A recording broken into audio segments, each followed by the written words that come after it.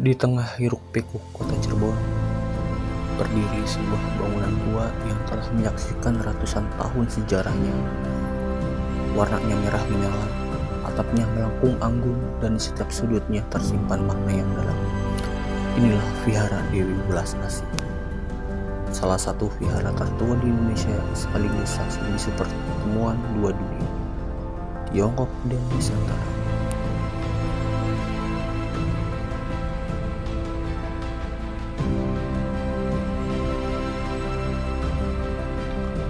Vihara Dewi Welas Asih ini bukan hanya milik satu komunitas, ia adalah milik Cirebon. Kota ini sejak lama dikenal sebagai titik temu berbagai bangsa, Sunda, Jawa, Arab, Eropa, dan salah satunya Tiongkok. Perpaduan itu menghasilkan budaya yang kaya, dan vihara ini adalah salah satu hasilnya yang paling nyata. Ajaran yang berkembang di vihara pun mengalami perpaduan. Dari awalnya Tao dan Konghucu, kemudian berkembang menjadi Tridharma Buddha, sebuah adaptasi yang mencerminkan fleksibilitas budaya Tionghoa dalam menyesuaikan diri dengan lingkungan barunya. Yang paling menyentuh adalah fungsi sosial vihara ini. Setiap tahun, vihara mengadakan distribusi sembako untuk masyarakat sekitar, yang sebagian besar adalah Muslim. Saat perayaan Imlek pun, warga dari berbagai agama datang untuk menerima angpau, dan di balik tembok vihara ada sebuah kelompok seni barongsai bernama Singa Mas, yang mayoritas anggotanya adalah pelajar Muslim SMP dan SMA. Kelompok ini bahkan tampil di pesantren-pesantren di Cirebon, dan pemimpinnya, Ian Kartija, selalu mengingatkan anggota Muslim untuk sholat terlebih dahulu sebelum latihan dimulai. Inilah bentuk toleransi yang tidak perlu dipidatokan, karena sudah hidup dalam keseharian.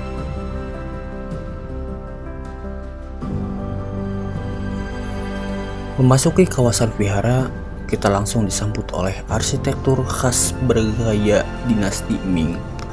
Bangunan utamanya menggunakan denah Si Heyuan, pola tata ruang tertutup berbentuk persegi yang menciptakan keseimbangan dan keharmonisan. Pola ini sangat jarang ditemukan di Indonesia loh, dan Vihara Dewi Welas Asih ini adalah salah satu dari sedikit bangunan yang masih mempertahankannya. Yang pertama, menangkap perhatian adalah ornamen naga di atas atap. Dua ekor naga tampak saling berhadapan, seolah berebut sebuah mustika di tengah. Ini bukan sekedar hiasan.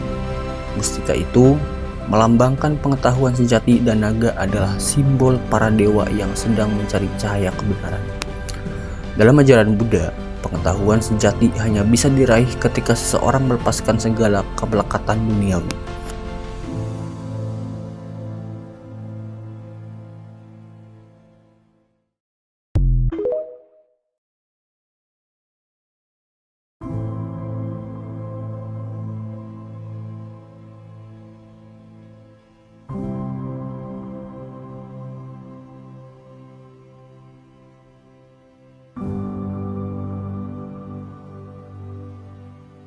Di halaman depan pun, sepasang patung singa hitam berdiri gagah.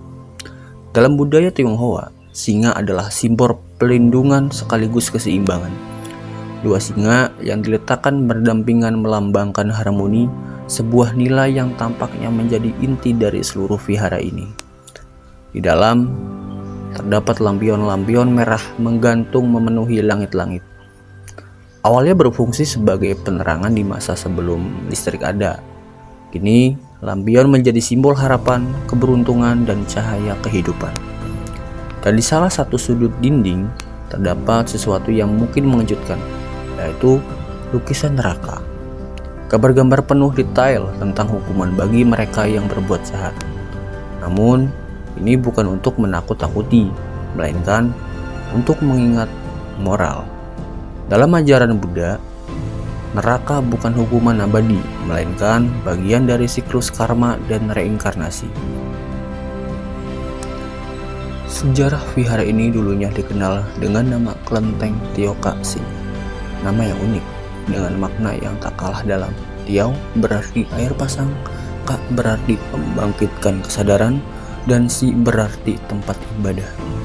Jadi secara harfiah, ini adalah tempat yang lahir dari air pasang untuk membimbing manusia menuju kesadaran yang lebih baik. Vihara ini diperkirakan berdiri sekitar tahun 1595, lebih dari 400 tahun yang lalu. Kehadirannya erat kaitannya dengan komunitas Tionghoa yang menetap di kawasan pelabuhan Cirebon pada abad ke-16. Mereka berperan dalam perdagangan, penyediaan berbakalan kapal, hingga hubungan diplomatik dengan Pulau Jawa. Vihara Walas Asih mengajarkan kita bahwa sejarah bukan hanya tentang masa lalu. Ia adalah cermin tentang bagaimana manusia bisa hidup berdampingan, saling menghormati, dan saling memperkaya.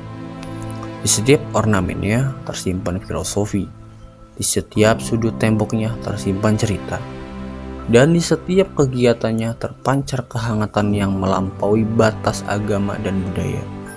Selama lebih dari 4 abad, vihara ini berdiri, dan selama itu pula ia terus berbisik kepada siapapun yang mau mendengar bahwa keberagaman bukan ancaman, melainkan kekayaan yang harus dijaga bersama.